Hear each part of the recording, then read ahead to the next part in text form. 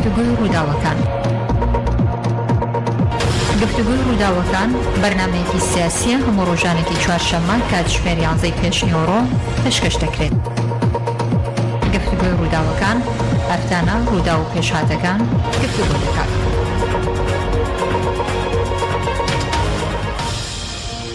سڵاوتان لەبێ، ئەم کاتتان باش. بەڕێزان، بارمەتیا و کارانم بەرنامەی کوێنەی گفتگوی ڕووداوەکانتان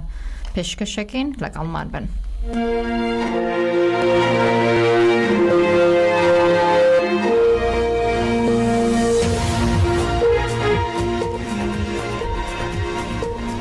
بەڕێزان، ئەمڕۆ سێ تەوەر لە خۆی دەگرێت گفتگوی ڕووداوەکان. تەوەری یەکەممان تایبەتە بە هەڵبژاردننی پەرلەمانی کوردستان کە بە خۆتان دەزانن دوجار سەرۆکی هەرەمی کوردستان فەرمانیدا بۆی کە ڕۆژی دێ حوزەیرانی ئەمساڵ دیاری کراوە بۆی کە هەڵبژاردننی پەرلەمانی کوردستانی تێدا بەڕێوە بچێ و تەوەری دووەمیشمان تایبەتە بە هەڵبژاردنەکانی باکووری کوردستان و تورکیا کە بڕیارە سیوێکی ئەم مانگەڵ بژاردننی شارەوانەکان لە باکووری کوردستان و تورکیا بەڕێوە بچێ و تەوەری سێمیشمان تایبەتە بە دۆخی ڕۆژاوی کوردستان. ئەم سێ مژارە لەگە سێ میوانی جیاواز گفتوگۆ دەکەین. ئەگەر ئەو کارانم هەوڵ بدەن میوانی یەکەمم بۆ وەربگرن بڕیارە لەگەڵ لەتیف نەروایی گفتوگۆی زیاتر بکەین ئەگەر ئامادە بێت، وەکو ئاماژەم پێدا کە سەرۆکی هەرەمی کوردستان فەرمانی هەرێمی بۆ هەڵبژاردننی داهاتووی پەرلەمانی کوردستان لە ڕۆژی 10 حوزەیرانی ئەمساڵ ئیمزا کردووە و یەکێتی بە فەرمی لەسەر زاری لە پسترای مەکتەبی هەڵبژاردننی یەکێتی نیشتیمانی کوردستان و ڕایگەاندووە کە ئامادەیە بۆ هەڵبژاردن پێشوازی لە بڕیارەکەی سەرۆکاتی هەرێمکە بە هەرێمی کوردستان پێدەنێتە خۆناغێکی نوێوە و هاوکات دوێنێش حاکم عەبدولکەریم چاودێری سیاسی لەبارەی گرتنبەری چڕێکاری بۆ بەڕێوەبردننی هەڵبژاردننی پەرلەمانی هەرێمی کوردستان لەلایەن کۆمیسیۆنی هەڵبژاردنەکانی عێراقەوە بۆ میدیا عێراقیەکان باسی لەوە کردبوو کە ئەوەی هەڵبژاردنێکی تەندروست لە هەرێمی کوردستان بەڕێوە بچێت لە کۆمیسیۆنی باڵای هەڵبژاردنەکانی عێراق دەکەن کە سێنگاو بگرێتە بەر کە یەکەمیان گۆڕینی بەڕێوەبەرانی فەرمانگەکانی کۆمیسیۆنە لە پارێزگاکانی هەرێمی کوردستان. ئەمەشی بۆ شکورە داواکەن کە کۆمیسیۆن پێداچوونەی ورد و هەمەلایەنە بە تۆماری دەنگدەران و هاوتاکردنی لەگەڵ تۆماری دەنگدەران لە هەڵبژاردننی پەرلەمانی عێراق لەگەڵ بەڵگەنامە فەرمیەکاندا بکە و هاوکات دەمێ ئاماژە بۆ بکەم کە هەر تایبەت بە شێوازی بەڕێوەچوونی هەڵبژاردنەکان بۆ خۆتان دەزانن کە فرەبازنەی چی لە هەڵبژاردننی پەرلەمان دەگۆڕێ. وتارێکی لەتیف منێروایی بوو کە دوێنێ بڵاوی کردبوو وەک دەزان کە بڕیاری دادگای فیدرالی عێراق تایبەت بە شێوازی هەڵبژاردننی پەرلەمانی کوردستان کارێن بەسەر چوار بازنەی هەڵبژاردننی نابشتەکە هەولێر سلێمانی دۆ کۆڵە بجە بۆ کۆتیانان بە سیستەمی یەک بازنەی کە چەند ساڵێکە چەقی ناکۆکی و ململانەکانی تند بووە لە نێوانێکەتی نیشتیمانی کوردستان و پارتی دیموکراتی کوردستان دوای ئەنجامدانی چەندین کۆبوونەوەی دووقۆڵی و فرەلایەنی و بنبەستن و گەیشتنی دانوستانەکان لەسەر مژارە و کۆتیانان وادی پەرلەمانی کوردستان و کۆمیسیۆنی سەربەخۆی باڵای هەڵبژاردنەکاندا وەکو ئاماژەم پێدا کە بڕیارە هەڵبژاردننی پەرلەمانی کوردستان لەگەڵ لەتیف نێروایی وتەبێژی ئەنجومەنی ناوەندیەکەتی نیشتیمانی کوردستان لەسەر هێڵی تەلەفۆن لەگەڵمانەت بێ گفتوگۆی زیاتر دەکەین. کاک لەتیف سڵاوت دەبێم کاتت باش. سپاس بۆی کە میوانی ڕادیۆی دەنگی گەلی. وەک دەزانن کە دەی حوزەیرانی ئەمساڵ دیاری کراوە بۆەوەی کە هەڵبژاردننی پەرلەمانی کوردستانی تێدا بەڕێوە بچێت. دەمەوێت پێمان بڵێ یەکێتی نیشتیمانی کوردستان سەرەتا چۆن خۆی ئامادە کردووە بۆ ئەم هەڵبژاردنە، دواتریش هەندێک پرسی ترمان دەمێت. زۆر سپاس بۆ ئێوە ڕێز و سڵاو بۆ جێگرانی بەڕێز. یەکێتی نیشتیمانی کوردستان بۆ ماڵەی 3 ساڵێک دەبێت خۆی ئامادە کردووە بۆ ئەنجامدانی هەڵبژاردن و لەگەڵ ئەنجامدانی هەڵبژاردنە بەڵام هەمیشە لەگەڵ ئەوەشدا بووە لە پاڵەوە وەکو دروشمێکی هەبوو. دروشمەکەشەوە کە هەڵبژاردنێکی دیموکراتیانەی پاک و بێگەرد بکرێت. ئەم هەڵبژاردنە پاک و بێگەردەش بەوە دەکرێت کە پشت بە هەندێک ئامار ببەستێت کە جێگای متمانە بن. ئامارەکانی هەرێمی کوردستان کە پێشتر پشتی پێدەبەسرا دەرفەتی ئەوەی تیا بوو کە خەڵکێکی زۆر کە لە ژیاندا نەماوە لە دەرەوەی وڵاتن هەندێکیان خەڵکی هەرێمی کوردستان نین دەنگی ئەمانەش ینی پێهاڵکێش بکرێت لەگەڵ دەنگی حەقیقی واتە یەکێتی پێی باش بوو کە پشت بە ئامارەکانی حکوومەتی فیدرال ببەسرێ و پشت بە بایۆمەتریەکەی بەغا ببەسرێ و لە هەمان کاتیشەوەی پەیوەستە بە یاسای هەڵبژاردننی پەرلەمانی کوردستانەوە کە سیستمەکە یەک بازنەی بوو یەکێتی سوور بوو لەسەرەوەی کەمە بگۆڕێ لەبەرەوەی لەگەڵ هەلومەرجی ئێستا گونجاو نییە لەبەرەوەی پێچەوانەی یاسای هەڵبژاردننی عێراقیە لەبەر ئەوەی کە یەک بازنەی بەبەرەو لەگەڵ فرەبازنەی ینی فرەبازنەی زیاتر لایانی ممارسەکردنی بنامەکانی دیموکراتیەت ڕاچاو دەکە یان پێی ڕەو دەکات لەبەرەوەی ئەگەر فرەبازنەی بێ کاندیدەکان ینی دەرفەتیەکی باشتر یان دەبێت لە ڕووی کاتەوە لە ڕووی خەرجیەوە لە ڕووی تیمەوە لە ڕووی هەوڵ و ماندووبوونەوە ئەگەر لێک بازنەی ینی لە پارێزگای خۆیان بێ باشترە لەوەی کە یەک بازنەی سەرتاسەری هەرێمی کوردستان بێ تەنانەت دەنگدەریش لە چوارچێوەی پارێزگای خۆیدا نوێنەری خۆی هەڵبژێرێ ئەو نوێنەرە دەبێتە نوێنەرێکی ڕاستەقینە دەیان بینێ ئەمانە دەتوان بچن بیبینن لەو شوێنە دەتوانێت لە نزیکەوە ئاگاداری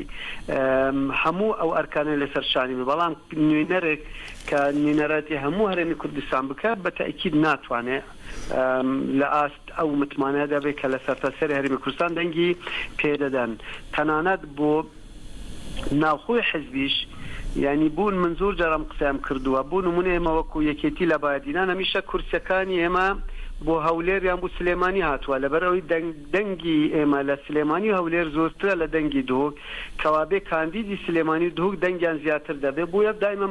مافی کاندیدەکانی ئێمە یعنی زۆربەی جار بۆ شوێنەکانی دیکە ڕۆشتووە تەنها ئەم جارە نەبێ ئەم جارەش سەرۆکی لیست هەواڵ قوبار تاڵابانی بووە و توانی زۆرینەی دەنگەکان بەدەست بێنێ ئێمە کاندیدەکانی ئێمە لە بادینان سوودیان لەوە بینی دوو کاندیدی ئێمە سەرکەوتن واتە بۆ ناوخۆدی حیزبەکانیش سیستمی فرەبازنەی باشترە لە یەک بازنەی ئێمە هەوڵێکی زۆرماندا لەگەڵ لایەنەکانی دیکە یەکەم جار بەشێکی زۆرینەی هێز و لایەنە سیاسیەکان لەگەڵ ڕای ئێمەدا بوون کە ینی هەوڵەکان بەوە ڕاستە بێ سیستمی فرەبازنەی جێبەجێ بێ بەڵام دوجار ئێمەیان بەجێشت ئەو لایەنانە ئێمە بەتەنیا ماینەوە لەسەر هەوڵ و کوشتەکانی خۆمان هەوڵێکی زۆرماندا لەگەڵ پارتی دیموکراتی کوردستان لەگەڵ ئەو کەسانەی کە بە ناوی پێکاتەکانەوە لە پەرلەمانی کوردستاندان بەداخەوە نەگەشتینە ڕێکەوتنێکیان لێ تێگەشتنێکی ئەرێنی دوجار بە ناچاری ڕێچکەی دادگای فیدرالمان گرتە بەر لەوێت سەرۆکی فراکسیۆنی ئێمە سکاڵای تۆمار کرد و سەرەڕای ئەمەش بۆ ماوەی 11 جار دادگای فیدرال ئەو بریاردان لەسەر ئەو سکاڵایە دواخست 11 جار دەرفەتی بە هەرێمی کوردستاندا 11 جار دەرفەتی بە هێز و لایەنە سیاسیەکانی کوردستاندا کە و کێشە لەناو خۆیاندا چارەسەرکەن بەڵام چارەسەر نەکرا و دوجار گەنرە دادگای باڵای فیدرالی دوجار دادگا بریاری خۆیدا کەوا بێ نابێ لە هەرێم ڕەخناوە گلەی لە دادگای فیدرال بکەن چکە وەکوتم دادگای فیدرال دەرفەتێکی زۆری بە هێز و لایەنە سیاسیەکانی کوردستاندا و ئێمەش هەوڵێکی زۆرماندا بەڵام ئەم بریارە کە دراوە بریارێک نییە وەکو هەندێک سەرچاوە باز دەکەن کە ئەمە زیان بە قەواری هەرێمی کوردستان لەگە بەرپێچەوەنەوە ئەمە لە سوودی هەرێمی کوردستانە بۆم بڕیاری دادگای باڵای فیدرالی لە بەرژەوەندی دەنگدەردا دەزانێت دەنگ بەکێ دەدا و ئەوەی کە دەردەچێ نوێنەرەتی و دەکا لە بەرژەوەندی کاندیدایە وەکوتمان کات و خەرجی و ماندووبوون و تیمی ئەو سنوورلارتر دەبێت باشتر دەتوانێت بانگەشە بکە لە بەرژەوەندی هێز و لایەنە سیاسەکاندایە بۆ یار هێزێک بزانێ تەنانەت بودانانی بەرنامەی بانگەشەش هەربوو نمونە ئێمە کە لە بەرەو بانگەشە دەچین ئەگەر یەک بازنە بێ ئەبێ یەک پەیاممان هەبێ بەڵام کە فرە بازنەی بێ بۆ هەر بازنەیەک پەیامی خۆمانمان دەبێت بوو نمونە لە نێوان هەڵەبچە و بادینان جیاوازێکی زۆر هەیە پەیامی ئێمە بۆ هەڵەبچە جیاواز دەبێت لەبەرەوەی هەڵەبچە ئارامترین پارێزگا لەسەر ئاستی هەرێمی کوردستان و عێراق کەرتی گەشت و گوزاری لەوێ کەرتێکە بژانەوەیەکی زۆری بەخۆیە بینیوە کە کەرتی کشتوکاڵی لەوێ بژانەوەیەکی زۆری بەخۆیەوە بینیوە ئاوادانی دیهاتەکان دەستی ئاوادانی گەشت هەموو دەیەکی دەڤەری هەڵەبچە بە هەورامانشەوە بەڵام شوێنێکی وەکو دووک ئەمە چەند ساڵێکە شەڕی لەیە شەڕەکەش بۆتە هۆی ئەوەی کە زۆرترین دێهاتەکانی بادینان چۆڵ کراون خەڵکەکە ئاوارە بووە لەوێ ڕێژەی هەژاری زیاترە لەوێ ڕێژەی بێکاری زیاترە لەوێ کەرتی کشتتوکاڵی بەرەو بەس بیرە نەچێ کاک لەتیڤ ئەم گلەیانە لە شارەچکەکانی دەوروبەری سلێمانی شێر چەند ڕۆژ پێش ئێستا ژمارەك لە گەنجانی هەڵەبجە گلەیان لە بێکاری ئەمە گلەی نییە ئەمەی من دەڵێم بەرنامەکە بوو فرەبازنەی باشترە مەسەر ئێمە دێن ئێمە ناڵێن لە هەڵەبچە دێن دیهاتەکان ئاوادان دەکەن چکە ئاوادانن بەڵام بەرنامەی ئێمە بۆ دهۆک ئەڵێنە بێ هەوڵ بدەین هەموو توانەکان بخەینەگەر ئەم شەڕە کوتایی پێبێ بۆی ئاساواری شەڕ لەوێ نامێنێ خەڵ بگەڕێتەوە کەرتی ئابووری و کەرتی کشتتوکاڵی و کەرتی ئاژەلداری لەوێ گەشە بکەمە بەسمان ئەوەیە باشە من کام قسانە دەکەم ئەو معنانیە کە لێرە هیچ گرفتێک نەمە بەس ئەوەیە فرەبازنەی پەیامەکانیش ئەمە تەنیا لەسەر فرەبازنەی بوو بۆ هەڵبژاردنەی پەرلەمانی کوردستان بۆ ئەوەی هەڵبژاردنێکی چەند دروست لە هەرەمی کوردستانە بەڕێوە بچێ پێویستە چی بکرێت ئەم جارە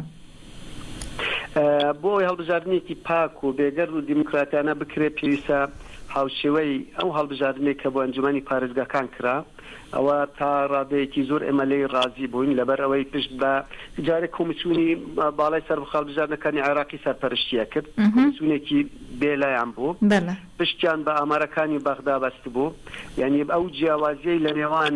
ئاماری هەرێمی کوردستان و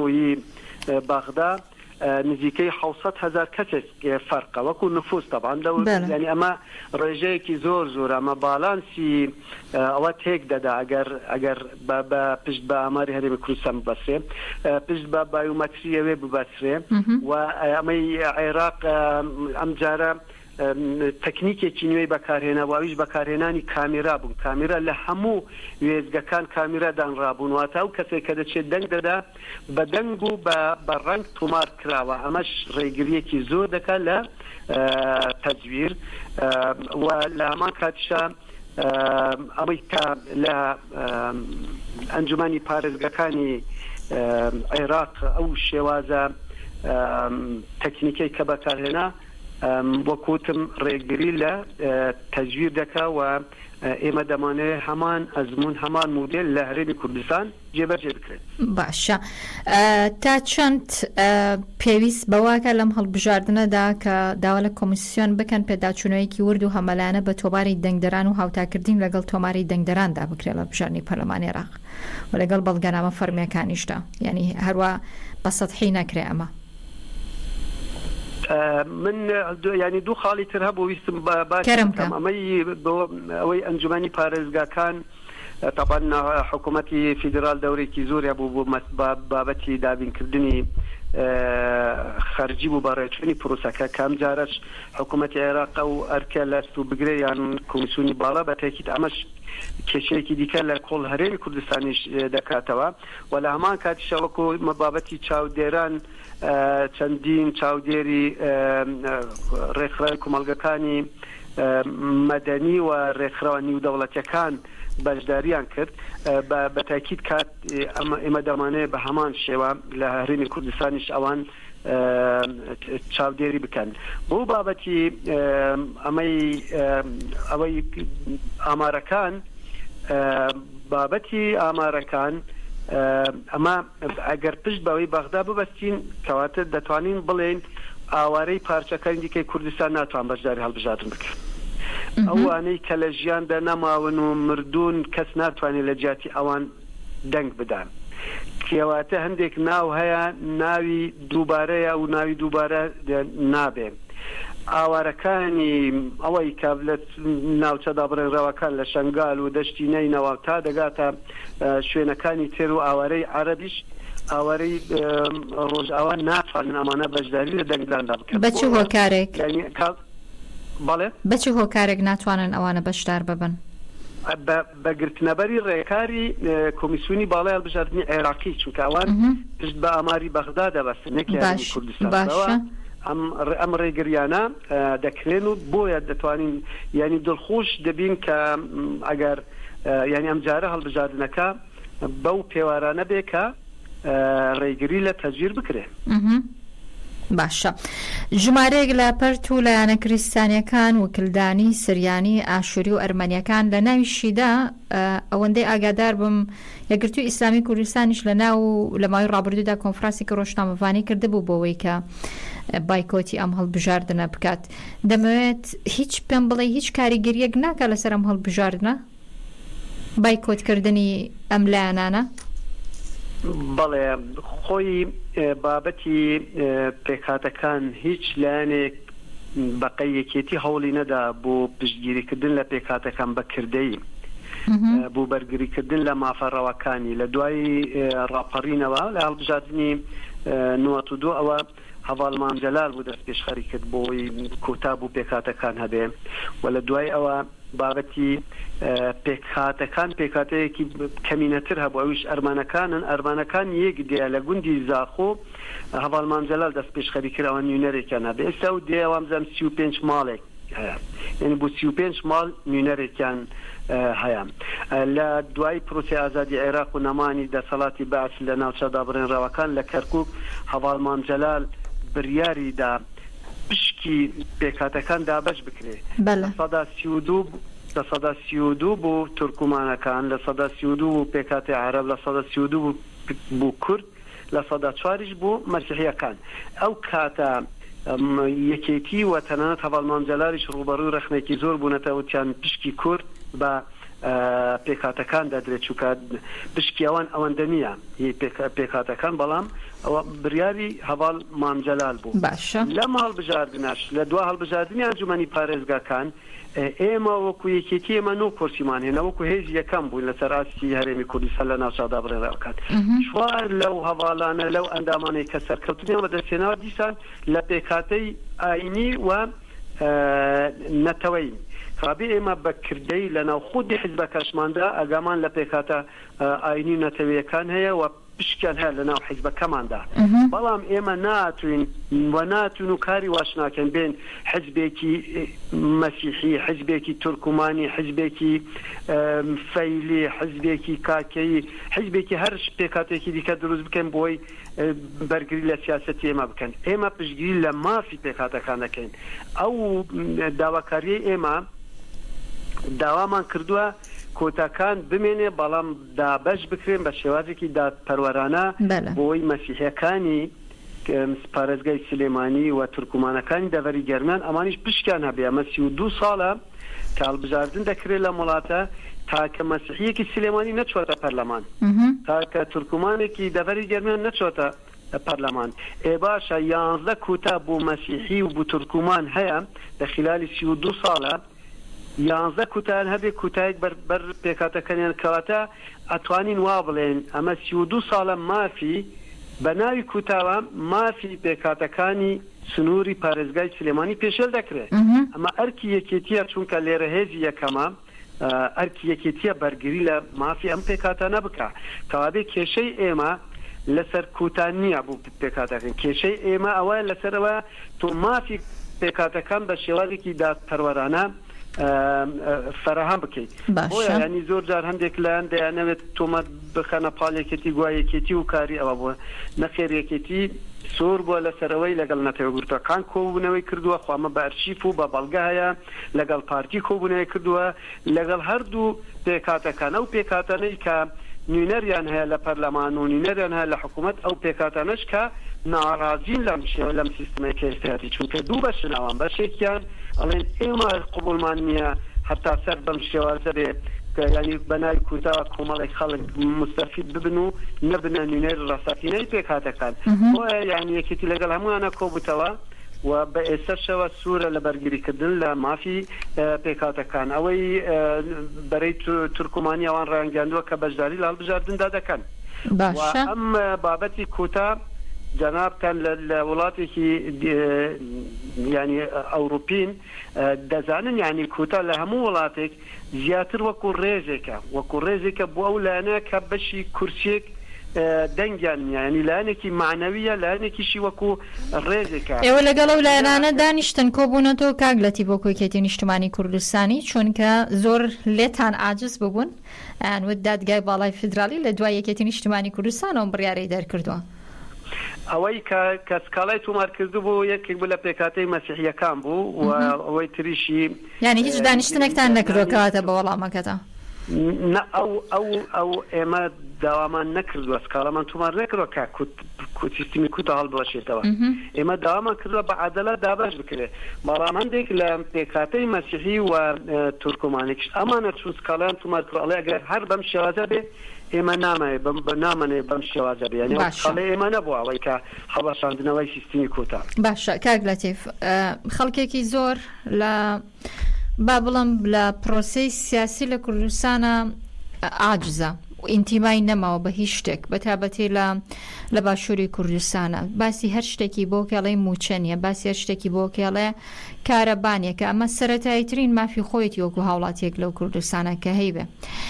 پێتان وایە ئەمە هەڵبژاردنە خەڵک بچێت دەنگ دەرئاش ببێتەوە جارێکی دیکە بەتابەتی لەگەڵ ئێوە وەکو یەکێتی یاخود بێئەمەلن لەوەی کە چونکە خەڵکێکی زۆر ئەڵێ ناچین بۆ دەنگدان بە ئێستاشەوە خۆی یعنی ڕاستە کێشەی موچە و ئەوانە یەکێکە لە کێشەکان بەڵام بە شێوەیەکی گشتی لەسەر ئاستی جیهانە لەو وڵاتانەی کە پێشکەوتون و لە وڵاتن کە ئارامن لە وڵاتن کە موچە هەیە دیموکراتیەت هەیە مافی مرۆڤ هەیە ئازادی ڕایدەربڕین هەیە سێرەکەن ڕێژەی بەشداریکردن هەڵبژاردنەکان ڕوو لە داکشانە ئەمە یەکەم دووەم خۆ لە بەغدا لە عێراقا لە حکوومەتی فیدراڵە موچە هەیە ئێستا موچە هەیە و ینی وازیان جیاوازە لەگەڵ هەرێمی کوردستان یعنی پارێزگەکانی کەمتر لای هەرێمی کوردستان بەشداری هەڵبژاردن دەکەن کەوابێ مەسەلەکە هەر موچە نییە بەڵام ئێستا بەهۆی ئەولەمەوە بەهۆی تەکنەلۆژیای پەیوەندیکردنەوە بەهۆی ئەمەی کە ئێستا سوشال میدیاوانەوە تاک بە شێوازێکی دیکە بیر دەکاتەوە یعنی جیاوازە لە پێش 10 ساڵ 15 ساڵ 20 ساڵ ئەم تاکە ئەڵێ من بچم دەنگ بدەم بۆچی دەنگ بدەم بەرژەوەندی من لە چی دەگەر بچم دەنگ بدەم کابرایەک دوکانی هەیە ئەڵێ من بچم ئەو ڕۆژە خەریکی دەنگدان و ئەم دوکانی خۆمدا بخەم چ دەستکەوتێکم دەبێت سەوەکو جاران نییە لایەنی عاتیفا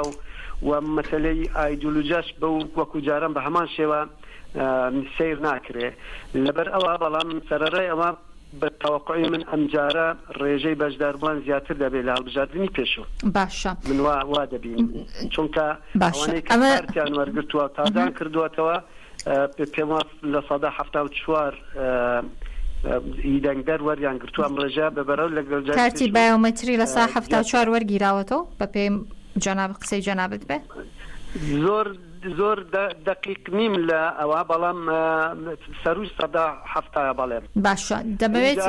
ئەمانەی ئەمە بە شێوەیەکی گشتیەوەی کە کارتوان هەیە بەڵام 124,000 کەس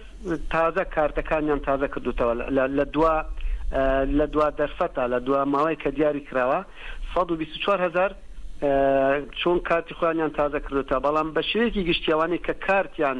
ئێستا ئامادەیە بوو دەنگدان کە وەریان گرتووە لە سەروی 174 پێم وایە ینی زۆر دقیقی 73 یان 174 ئەی پێداچوونەوە وادە هەیە بۆی پێداچوونەوە بە لیستی تۆماری دەنگدەرانە بکرەوە بزانام لە سەرەتا شارم پرسیارم کرد بۆی کە ناوی ئەو پرسیارت کرد ئەوە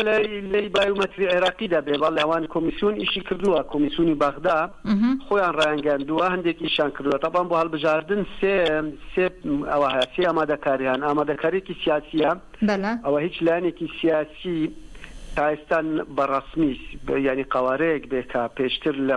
پەرلەماندا هەبێ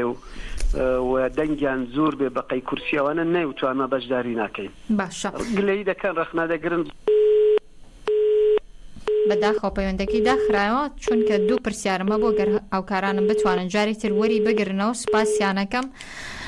لەتیف نێروەی وتەبێژی ئەنجومەنی ناوەندێکێتی نیشتمانی کوردستان لەگەڵمانە بوو ئەگەر هاوکارانم جارێکی دیکە بتوان وەریگرنەوە کۆی ئاماژەم پێدا بەڕێزان کە دەی حوزەیرانی ئەمساڵ دیاری کراوە بۆی کە هەڵبژاردننی پەرلەمانی هەرمی کوردستان بەڕێوە دەچێت کاک لەتیف نێروەییش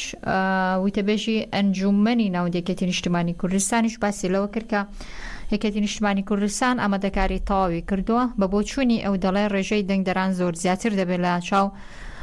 هەڵبژارنەکانی پێشوو سەرباری و هەموو ناڕزایی کە هەیە لە کوردستاندا ئەو دەڵێ ئێستا لە سا 74 کارتی بایۆمەتری وەرگیراوەتەوانێ کە ئەمە دڵخۆشکەرە وەکو قسەی جەنابی بۆی کە ئەم هەڵبژاردنە ڕێژێکی زۆر خەڵک بچێ بۆ دەنگدان و باسی لەوە کردووە کە سیستەمی فرەبازنەی دەبێت وەکۆی دادگای باڵای فدرالی عێراق بڕیاری دابوو هەڵبژاردنێکی بەخەوش دەبێ و دابەشدەکرێت بەسەر پارێزگاکانی هەولێر و سلێمانی و دهۆک و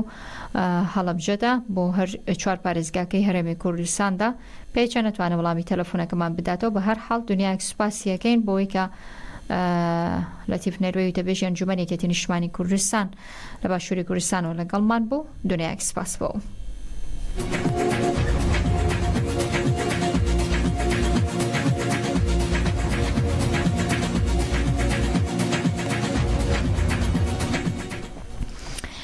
بەڕێزان سیویەکی ئەم مانگەش جیاواز لە هەڵبژاردنەکانی پەرلەمانی کوردستان لە باشووردا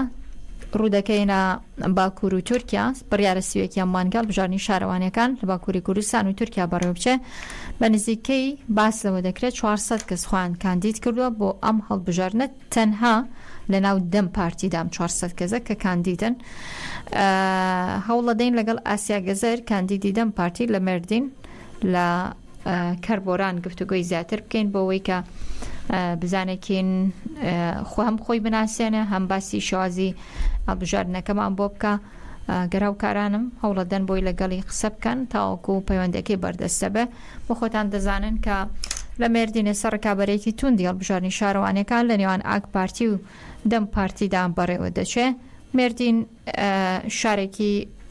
باکووری کوردستانە لە باشوور و ڕۆژهەڵاتی تورکیاوە شاری مێردین پایتەختی پارێزگای مێردینە زۆربەی دانیشتوانی شارەکە کوردن لە پاڵەوانیشدا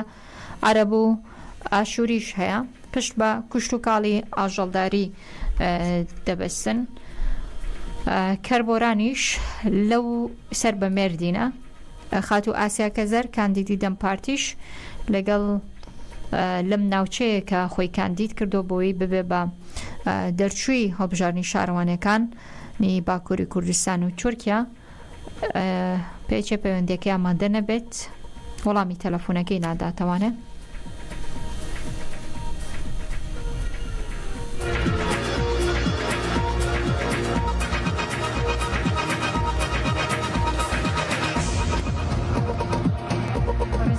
لەگەڵ نزیک بوونەوەی 13 ساڵ لە شەڕی سووریا لە شوێنی چارەسەری بۆ کێشەکانی سووریا راپۆرتێکی نەتەوەی گرتوەکان ئاماژە بۆ دەکا ئاسی تونند و تیژی زۆر زیاتر بووە لە راپۆرتی نەتەوەی گرتوەکان کە 11 مانگە بڵاوبۆتەوە کۆمیتەی لێکۆڵینەوەی نەتەوەی گرتوەکان لە کاروباری سووریا راپۆرتەکە ڕایگەیاندووە هێرشوو داگیرکارەکانی دەوڵەتی تورک بۆ سەر هەرێمەکانی باکوور و ڕۆژهەڵاتی سووریا دەکەونە خانەی تاوانی جەنگەوە و بەراورد بە ساڵانی ڕابردوو بە تایبەتی ساڵی 2020 ڕێژەی هێرشوو داگیرکارەکان زۆر زیاتر بووە قسەکردنی زیاتر لەسەر مژارە و لەسەر ڕۆژی ڕۆژاوی کوردستان و سووریا بەگشتی لەگەڵ هاوسەرۆکی پارتیەکەتی دیموکراتی پێدە سەڵاح مستیم گفتوگوی زیاتر دەکەین سلااوت لەبێ هەم کاتت باش بەرە سەڵاح سوپاس بۆی کە میوانی ڕادیۆی دەنگی گەلی دەم باش و سلااو و ڕێژ بۆ گۆدەربانن وەگەشتی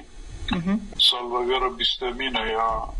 سەرهەلدانە قۆمشکۆ 10,400 چێبووی ئاژبەروی ئەم شەهیدە 12 ئەوەدارە سەرهەلدانە قۆمشکۆ ئەم بشکی بێرتێنەن و بەژنێ خۆشی لە بەڕۆن تەوینن بێگومان شەهیدە گەلێکی نەخێنێن بەهانە نه شهید سەرهەلدانەتەنە شهید تێکۆشینەی ئازادی گەلی کوردگشتیان بیرتینە باشە بەلێنا دەمەوێت لەت بپرسین بەڕێ ساڵح بۆچی زۆربەی راپۆرتەکان زۆربەی و هەواڵانەی کە بینین بە پێ و پێشبینیانی کە چالاکوانانی سیاسی لایەنە سیاسیەکان دەیکەن بۆ ئاستی توندوتیژی لە سووریا و هێرشوو داگیرکاریەکان لە ڕۆژاوی کوردستان گەشتۆتە ئەم ڕادێ لە بریەوەی کە کەم بێتەوە بله نه یعنی پرسکریکی کرد حقی داره فراد به بر فراد به دخواسته برای روزلات نوین به دخواسته برای لحاست جهان هده برای دمه که یعنی ما دخواست که هر کس دنگی ما ببیسه لما خوابن کسی لما گداری ندکر یعنی ناب نتوی نه هر کس پول خودکشینه که براستی ده آلی خواهانه یک جه هر که پسکره که مفرد به دنه دبیسه عالم دبیسه گل نونتوی دبیسه بير علاقة دار دون وهي دجمني ما عاجز دك دجمني ما جبوا بياوي إيريش خزيدات كي يعني بينكو بيد حسيكو مسألة كردي وبرسكريكي كرد حركي داره نجبن كنترول وان دار دك دجبوا بياوي إيريش خزيدات كي جالي دين دو جوا سازين أو نتوي وكو وجي داخل كرد مثلا ما في مروبان بند دخل برا أو كوميسيوني أنا كو نوتي شكلن جبوا تندروي دندري سوريدا أو جي زي ما هدو رابورا دار خصنا بيش عليه يعني حركي كودي باري خدكشين كي يعني باري خدكشين سر تشتي كل سوري دبن ايكو روجا واجي دبن بيغو مانا وجي دنالتانا يعني وانا تشنانينا يعني حركي كودارة بير على قدار دبن او دبن و دبارو بورا داجي تاويكو تشنا نيني اللي صار معانا جي يعني نحقينا ندرستن تاوي وجي ام بخا بوزيتيف دبينن كو وقت كو دبيجي دجمني ماجد دي خويا كرنكو تندرا ورقصة إيريشي كريه الواشندان كريه أو كريه ويتشتي كنوه بره بيه وينادو تن بره بيه ويتن إيريشي كل صار مطاطنا كرنو كشتنا كالي كل خاصن دستي چتان کن چتای کوبان رد خابتی نکن نستی وان دیرکت نه تام ترسی و اینا ترکی بخواد تاون بارد کنه رژیم سوریه تاون بارد کنه یعنی تبیکو گشکی نه راستی گشکی نه بشنه جیله هنکش راستی دبیجنه همجی باید پوزیتیو دبینن جوالی مدن بوچی بطور پوزیتیوی بینن هوا صالح؟ işte o kuma goti yani bari gişki perskriye kurdiyani amna vona gişki beguman ma persivji da vona am da khozan varam bukha borin çaldiri bakın varam bebinen yani rasti bebinen yani mesela na tadid den noktada lisar madde butun koşta na başka na yakji mesela ve juanan tabi evji narosta juana maana sozi khana sozi chandi ana au ana خورت اینا کو پسکری که خودمال دهانه اوید من دارن تابع دبن جبو پروردهانه یعنی کسی که پداره تابع چک دارن دویت نه ایکی هم 18 سال باشه و یا نحقیل مهاتی کرنه جوالی که دین دا مثلا تشتیانه کل دیر زور چیه بوی اوج نقطه کتیم بو دبی سویل هاتنا پشتنه حقیقت سویل نبهیرش ایمه هاتنا پشتنه سویل پر بچته اینانا کو رژیم سوریه شاندی و رژیم ایران شاندی عالیمه جبو که بکن توپاران کرنه و سویلانه هاتنا پشتنه اجبرو یعنی این زمان تشتی که نحقیل مد بناودین بخواد بینن یعنی تکلداری واسازی نوبنتوی وقت هیومن رایتس واچ یعنی اتخاذ برای مسئله کمیسیون لکولینه و هم پوزیتیو تبینن جبر لسر عرضه کواته بو حتی سهالوستی که نتوی گشگیر نبود برانبر بو هرشو بردومان و دیگرکاریانه که لرشای کردستان اکره بله برچاوگرتنی ام خالی که جنابی شد باسیکی که پوزیتیو بینی بەتیابەتی دوێن راپۆرتی هێمان ڕایتس خۆش کە بەڵاوی کرد بۆ لەماوەی ڕابردوودا بله راسته یعنی نه مسئله هم لبنده کسی بنواره جبر ما با تیکوشی نبکه یا لهم بر دجمینی ما بسکنه و یا کسک ناکه یعنی ای ناب نتوی هیز ناب نتوی ارنا و یا جخار بار نابینن اجبر حتی ها دا جندی وانده هبونه کردان تنه یعنی ام به هبونه خواب تیکوشین خواب دلیل نکل ما گداری بکن واجه هیدی دوی درو پیدا نابه یعنی امنال بنده نه ترکیم نحقی کل سر مد بنا ظلم کل سر گلی کرده دوی و هنک بین زمان باشه اینا بیاوی کتین زمان هم بخواب پوزیتیو تبینن باشه زۆر باس لە هەڵوێ سینەتەوەی گورتوەکان دەکرێت سەبارەت بە هێرشەکانی تورکیا بۆ سەری داری خۆسە ئایا هەڵوێستی نەتەوەی گورتوەکان هەڵوێستێکی ڕوونە سەبارەت بەو هێرشانە کە دەکرێت بەتابەتی بۆ خۆ دەزانی لە ماوەی ئەم دوو مانگەیە ئەم هێرشانە زۆر زیاتر چڕ بۆتەوە هەڵوێستی ئەوان چی بووە؟ بەڵێ نەتەوەی یەکگرتی اوه مناکه یعنی پشتری مناکه بسازی واندن او نتوه نگوی او بخواست سازی آ دولت آنه نه آدلانه يعني هي دولتي هنا كل وذا عندنا خانة سدنود السنة أنجا كسل وانا كسر لي بدايان تشتكي بك كان غوريوي هو يحكم بك وغوريوي هو يجي زاغون انقضانينا يعني قال لك كيكو الدولة خاطرنا يعني كنا هاتي قبول كرنا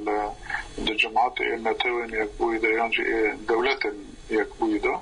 مرينا كنا ببيجي وراء يعني حطونها مثلا دسبيك أولوزي سوري دارنا برخوضنا الودرب خوزي الأمبر ريجيم هذا الأمبر هیچ حولی نێوان گریک ندرا ولا لەن ئەمریکا بۆ دیالۆگ لەنێوان ڕۆژاوی کوردستان و تورکیادا لەم دوایانەدا بله وشاهد دناف يعني أمريكا وتركيا حتى دناف مو أمريكا رديسة ديالوج أما كان بين نتوين يكوي زاغون انقاهنا مثلا حطنا صازيق ويكو الهندري سوريا نا ريجيم سوريا رسمي قبول لك ريجيم سوريا وأكبر برسالة سوريا قبول لك بله خزبرة هاي وصور به دين به يونسكو به كتشبه يعني جخار مخاطب ريجيم سوريا دقري جبال بقانون يواند زاغون يواند يعني نقانون ورا دبشت واند روبن تيكلي بمرة شك وناكن يعني باشا عند خوازم بكن لا ما ناكن باشا لەماوەی ڕابردوودا ڕێکەوتنی فرۆشتنی فڕۆکەی F-16 لە نێوان ئەمریکا و تورکیا بۆ خۆت ئەزانی کە ئەنجامدرا زانیاری زۆر بڵاو بوو کە ئیداری ڕۆژاوی کوردستان داوای لە ئەمریکا کردبوو کە تورکیا فڕۆکەی جەنگی دژ بە ڕۆژاوی کوردستان بەکارنێنێ تا چەند ئەم زانیاریانە دروستە بێگومان ئەنیش بەروا فڕۆکەی F-16 و تركي دستيري انتخاذ برا الباشور بيت خاذ برا الرجاوة بيت بكارتينه دشار خدا بكارتينه إذا بيجو ما نمنا خازن كو فروكي واني وارنو وهين زيادة ببنو لسر ما كريش أم بكم سر قالي كرد انتخاذ برا الباشور بيت الرجاوة بيت أمنا خازن بيجو ما لا بيمان إذا دولة عنده برجوان دي خو يعني نبكي ما يلا ما تشتد نافوندا دبن يعني طالجي وكون زانو قبل كرم كوبدان لأما دي سناخويا يعني جبرين حطونا بريال الكونغرس قرقا قبول بكي قبول بكي جبروا يهوين دقومان هذا لا احتمال مزنة بي قبول كرم باشا ئێستا هەڵبژارنەکانی شارەوانەکان لە باکووری کوردستان و تورکیا لە بەردەمانەیە هیچ کاریگەریەکی دەبێت لەسەر ڕۆژاوی کوردستان و سووریا ئەنجامی ئەم هەڵبژارنە بله يعني نا لأساس برسكريكي كرد بنا يعني إيريشن تركي بنا رتفازة برا لسر باشور بيان رجاوة ما جباركو برسكريكي كرد هندري تركي دا چهار سر نکری با ایرشان دکی قناعت مدو كل واحد داره حركي قاوك بار برسكريكي چهار سر کرنه برسكريكي كرد هندري تركي دا ببه و دشمانه تركي جبه كيل ببه خازه برا سر باشور ببه خازه برا رجاوة ببه جبروی هوی یعنی تو بخوازی نخوازی هلبجارتنی و دارم مرد تیکل دارم و بیگمان تشتکی پیروز هم دبین نگلی مگشکی براستی قبریتستن کریه ده پارتی دمه و ورکاسا بخوازن حریمی یعنی هلبجارتنی حریمی ده خواه ایسوات بکم که معنا و اگر لگی تشتکی باشه ایویدی کم تاوی با تشتاجی ریل پیش آشته کتوایی لباکوری کردستان باکی که آرامی لوی داره چه ببه او آرامی لوی داره بگمان و باندور بالا سر روژاوا جه به و سر باشور جه به تو کم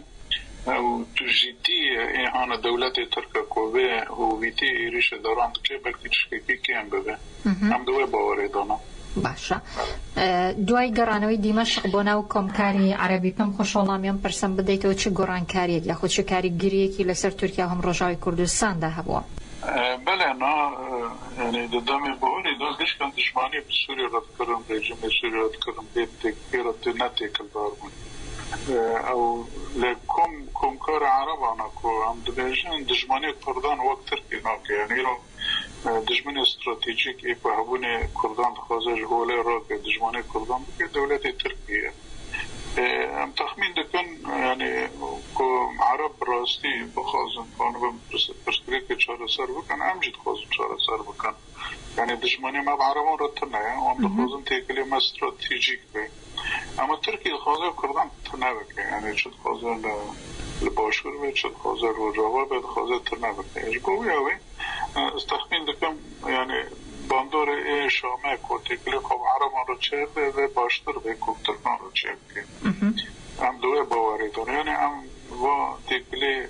عربان و شامه هم لدرجی هبونه کردن نابینن امکانن يعني وقت بلکه حالی کار بهش مرا نه این دشمنش مرا باشه برای صالح بو خود زنی جگل لعنی سیاسی کی پم خوش لسر بارودوخی جان لروجای کردستان و سوریه هنده زنی ریشمان په بدید راپورتی نتای گرتوکان بس لو کردو کلناو 14 میلیون کس که لبر شر لمالو حالیان در چون 6 میلیون سوری لدروی سوریا بونتا پنابر و باسی لو کردو صدانوی رژی خلکی سوریا لجر هلی هجاریدان روشی آبوری بو اون دخرا پیسا راست يعني كيشان ولاتا كو شاري هندرين ليتشد ولاتا إفلاس كتابتي جالي أبوري دا جالي آرامی دا جالي جواكي دا جواكش كي خراب دا اگو 13 سالنا و شرا لسوري بردوامه اشخابا چند روجتين هم دكونا سال 14 مينم بله براستی يعني سوري كش كي هلواشي يعني امد هرم امد يعني ما تركيا هناك يكونوا بباراستا يعني مسألة آرامی دناو گلدا هبونه گلدا آبورید نو گلدا ما کنو بالکی بپاراستا سازی منه اشتب که سازی گش که بینه دوشانده لما ایجا تشتی دیل لستر مبون يعني ام دبن چنبره داند خوزه رژیم سوریه بید خوزه برا ترکیه بید خوزه برا عراق بید يعني ام دور بیش کرد ام دور بیش چنانه واجب باندور گلکی لگلی مد که يعني هم تنیلنی آریکاره این نتویت تاگه و همجی نیل نکوبماگه و همجی اما وخا يعني آبوری میکو هایی خوزه برا مثلا تشنهان هم خوزم بفروش ندار و رای گرتی هم نکن بفروش تشنهان هم خوزش دار و وینن ریل ما گرتی هم نکن وینن و ایریشن دوی داجی بو بناسازی مگش که هلواشان در مثلا وانا تو بیم جبو کامجار کدین کانوبان صاحب کن کانوبان چیه بکن کانوبان خدمت کن وانا جی پارچه جیرا گرگن تشنا جیرا گرگن رای گرتی هم دو بیویده که لکی زحمتی دکشین ایجا آرامی براستی یعنی گلی مجی همزانن تاویوجی گلی مکو برخواده حتی ما یعنی تیکوشی نکه گلکی گرام بخواده ده لی اما حقیقت اگشی یعنی وقت دراکور داری گوتنا داره 14 میلیون انسان ایک خوش بر بودن بنا وسیله جا ترکی را جا لبنان را جا اردن را حتی اروپا چونه بنا بشکی برای خواه جبت نبونه آرامی و جالی که دین داشتی جبو آبوری چونه یعنی برشی نکنه ایما حریم ما یعنی این دشمانی خواه زیده ترجی داره دی بیترن تردی آوشی جيكو آرامی لجمع هاي هاوي كل جمع هاي لهرمي دين تماما هرمي رجيم هاي هرمي كل برون داور كاري تركي ده أول واحد قال لك إيه زحمتي قال لك مثلا بله دمه دو پرس د جناب کم اداره خو سر هیچ بجاردکی لورده صاحب کم کنو یا خو سوکردنی سیاست دشمن کارکانی ترکیه برابر بخوی بله نه تشتکی يعني جلسنا كده جماعة إمام بشتي خذنا قالي خذ قالي خذ إمكانه خذ يعني تشتي هنا كل جماعة دبارس ضد أولا بويا أمي دوية يعني أما وقت ينجي بيجو ما نام دخوز جدار دور فرج دوست فايدة بكم حتى ناتي كلمة بكل سنة نونا تغير قال لك ما ربوا أريكار مثلا بوا وقت ينجي جهيل السياسي ده دبلوماسي ده تكلمة بدار ورانا عند خوزن روشي مع يعني بوزيشن معين كونتر ولا يعني جبر خدانا بيبتر دين البيش ما تماما تخوز برا لامبر يجي ما تخوز برا لامبر بلان تركيبا جبر كارستان روا بيتر تشكل بيش شوي ما تماما جاده ليش كده داش بالي جواكي داش ولا أبوري داش حراوي دا لما عم بخوا خوش خراب بكن يعني تحس كديني قام پشت خو بيبت تماما دنیا سپاس هاوسەرۆکی پارتیەکەتی دیموکرات پێدا ساڵح موسلیم کە لە ڕۆژاوی کوردستان و لەگەڵمان بوویت ڕۆژێکی خۆشتان هەبێت. سلااو ڕێژ بۆ سەرکەوتن گفتوگۆی ڕووداوەکان. لەگەڵتان بەردەوام دەبین بەڕێزان هۆکو ئاماژەم پێدا کە سیوێکیان مانگەڵ بژانی شارەوانەکان لە باکووری کوردستان و تورکیا بەڕێوە دەچێت. بە نزیکەی 400 کەس خۆیان لە دەم پارتی کاندید کردووە بۆ ئەم هەڵبژاردنە. ئاسیا گەزەر کاندیدی دەم پارتی لە مێردین لە کەربۆرانەوە لەگەڵماندا دەبێت. ئاسیا خان سڵاوت لەبێ ئەم کاتت باش. دەم باشە چاوان. ئاسیا خان دەمێت سەرەتا خۆتمان پێ بناسێنی بۆ ئێمە بۆ بیسەرانی ڕادیۆی دەنگی گەل. ئاسیا گەزەر کێیە لێکی خۆی کاندید کردووە داوای چی دەکات پەیامی چییە؟ ئەس پێشکێ سلافی خۆش هەواڵێ مایە گرتگێ دەکۆن هاکت گرێوا بڕچیبوونێ دەشێنم و سلافی خۆشوەرەی دشێنم کۆ بەشداری دەنگێ ڕادیۆیا دەنگی گەل کرد بەنە ئەم ڕاستی مەڕۆشەکە زەحف خۆش دەرباس کرد دەهێت دەوارت دەولەتا دە و دەرا دەچێنە بوویمە دەلەگاسیۆنێکمە دەرباس کرد بە گەلێ خوا ئەم هاتنە هەلبژارتن ئەزوو هەڤال عزیز ئاقن ئەم کەربۆران ئۆگە مێردینێ ناوچا مێردینەیە ئەم دەرکەتن و ئەم نەهاکە هەردووژی نامزەتێ شارەداریێنە ئەم خەباتی خۆمە ڕۆژە ئەول حتاوەکەن هام دەست پێت بکەن و خەباتی مەژی زەف خۆش دەرباس دەبن ئەم گوند مال ئەم دەگەرن يعني جوشك زعف خوش هيا لي ماجي زعف بس ذاك خوش ديما وام بيجن قالك ام في جاري ام بلديه خو بصينن ام تسمي قالي خوكن باشا بامي ايوتشيا خاتو اسيا ام بياما ماتشيا هفالي ما قال دربي ولات اوروبا يل متروبولا ام خوازنا هفالي ما حميجي ببنا اليكار مالباطي والكربوران قالكن لقندي كربوران قالكن او جبنا اريكار ومالباطي خرج بكمنا تيكليه دا وسوهي كي عذاري ام برسك مظن بدن وام بلديه خو تبدا بسطينن باشا اي ولا كربوران دتواني باسيكي او ناوچو منطقه من بوبكن لروي جيانيا ولا روي گنجوا چون جيان دكن داخوازي اوانه چنا zaten genci ma galak ajiş ber عبورية ده سكريت كشاندن حميكا ولات تركر الولات نمانا يعني كم ماني يكون مانجي أو جي مكتبات خوينن زانجها خلاص كن بلد منا بيعيش حميكا دربي ولاتن شونا دربي ولات أم خوازن جبر واجنجي خوا جبر جني خوا أم خباتك بكن وأم تبدا أم بلدية خو بصينن وأم ببنا برسبا حميكا جين أم تبدا كار بكن تبدا أم پسکرێکی خۆ چارەسەر بکەن. باشە دەتوانی بەحسێکی ناو کەربۆرانمان بۆ بکەیت چونکە پێم خۆشە بەتایبەتی بۆ ئێسەوەی کە گوێشی لە ئێوەیە خەڵکی جگە لە باکوور جگە لە ڕۆژاوا خەڵکی باشوور و ڕۆژهەڵاتی کوردستانە بۆی زیاترە و ناوچێ ئاشنا بێ بەگوێ ئەوانیشە باسێکی کەربۆرانمان بۆ بکە لە ڕووی ژیانەوە ژمارەی دانیشتوانەکەی چ خاسە گلەی و گازندەی ئەو گەنجانە نەک بەتەنیا گەنج ژیانکردن لەوێ چۆنە گلەی و گازندەی هاوڵاتیان دانیشتوانی وان چنە؟ يعني هالو بيجم ذاتا ام نافشا كربوران ام بتشكي مركزي جا مدورج ميرديني ام دورن قالما بطارميرا بزراعتيرا مجول دبي بحيوانرا مجول دبي يعني درفتا عيش صحنينا يعني ملطي ما جنالي دشي دربا كاردكيم وجنجي ما وكم قوتي وزانغها خلاص كما منا بيعيش كاريك وبكن يعني بلديه يكون هيك دستي مستاندن وافهش صالن دستي وادا جبر جنجي ما جبر جنا تكار نكريا جني محمد با اتوليا دا بشغل اما كيم بارادوستينن وجيانك زحف زور درباستكن جيان زحمته لكربوران راسته زحمته باشا چەند نامزەند هەیە لەناو کەربۆراندا کە بۆ دەم پارتی حتانەها ام 12 هەڤال سەری لێدا 13 هەڤالێ مێر بوون ئەم 10 هەڤالێ ژن بوون ئەم هەمی چوونە دەلەگاسیۆنێ و ئەزوو هەڤال عزیز ئەم دەلەگاسیۆنێدا ئەم هاتنە هەلبژارتن ئەمە هەڤالێ مادیتر کێژی کەسێک و غەییدی المالا خۆڕونشتی نینە هەمیژی ئاریکاریە دنەمە و هەمی تەفدا ئەم خەباتە دمەشێنێ ئێستا کۆمپلێت 13 نامزەند هەیە لەناو کەربۆرانە 2 ژن و ئەوانی دن مێرن ڕاستە باشە کار و خەباتی ئێوە ڕۆژانە چاوە دەمەشێن چ دەکەن ڕۆژانە دەچنە کو دەرێ دەچنە ماڵان چی دەڵێن بەوان هیچ ئاستەنگێک لەلایەن دەوڵەتەوە بۆ ئێوە نایەتە چێکردن نهاية أم زاتم صباحا محمد جهنا هفدوها بالما يه نامزتي ماكو سريلي دانجي و يكو مرك هارو خباتي جتكنا محمد جهنا هفدو بله ساعات الدها يعني دهو نيفا أم در كفن أم بيشيتشنا جندا يعني زاتن أم جهة خباليتكن روجا برياوي أم برنامج خدشتكن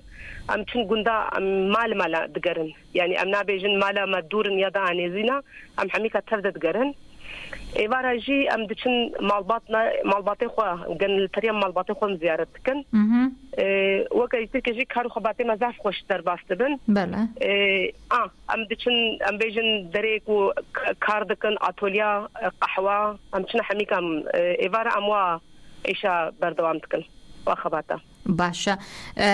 دەمەوێت پێم بڵێ کە داخوازیێوانە چنە لەیەوە دەمێت بەتابەتی کە دەچنەوە گوندانە ماڵباتیە و گوندانە دەبینن چ دەبێژن؟ ئەم هەلو بێژن کەربووران هەیە ئەم وەکە نەهاکێژی ئەم فکرێکە ئاوێ دکشێنن ئەم فکرێکە ژیاناک و ئەکۆلۆژیک ئەم دکشێنن ئەم زەح فکرێکە ژمەرە يعني يبيشي كنت خوازن دبي بلا جعدي ما كولاني ما خوش ببن وعظا ما بيشي تشار سر ببين ورخي عبورية دا خوازن كو عيش عمل هبي يعني بسكريكا حمي كان هاكي أبن وابسكريكات بي بلا بيشي أو تشار سر ببن پرسگری روزانه مبست جیانی لروی جیان و دسپیگ وانه چاره سر ببین لروی سیاسی و چه گرفته کی وان هنه یه چه من تام فهم نکر من دەپرسیم زاتەن پرسگری سیاسی لە باکووری کوردستان و تورکیا بۆ خۆی ینی بەلیە دیارە خۆیایە ئەمە دەخوازم دیسانیش لە زمانی تۆ ببیستین بەتابەتی کەربۆران چەوەیە يعني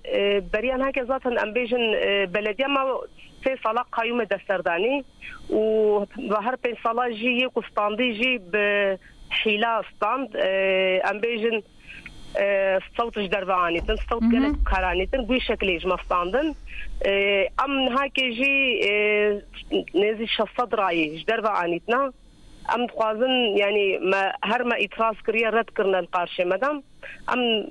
باب سكريكا جيان دكن وبسكريكي كو هري كو ام بي مجيان كند بروجا كو البجارتن هاتا تشكرن هاي صندوقه غرق والهبن يعني بسكريكي باكور ذات ونزان بي اصلا جيج مره درتخن دريكو ام تشني دجي لانه القاسي وقع عولينا اصلا جيوا ام مو القاسي ام خونا كنا تشيكا وادا هدفا وادا باشا دو پیامت چیه؟ پیاما من حوالی مادر بی ولات جی کربوران یه متروپولا یه زاننگها ام تخوازن کو صوتی والوادر بنورن صوتی خوب کار بینن بله و ام جیانکا عاشتی و خوش ام خوازن سویه که آداری ام تفدا درباس بکن و ام بلتیا خوب بستینن آسیا کزر کاندیدی دم پارتی لمی درتین لکربوران و دنیا سپاس بوی که لگالمان پشتر بوی با امیدیوی که هموشت بدلی او بیو کوی که پیامتان بوده ای سپاس کم سرچه بخاطر روزه کی خوش گفتگوی روداوەکان پێشکەش کرا تا هەفتەی داهاتوو کۆمەڵە مژار و تەوەریدیکە بمانە بەخێر.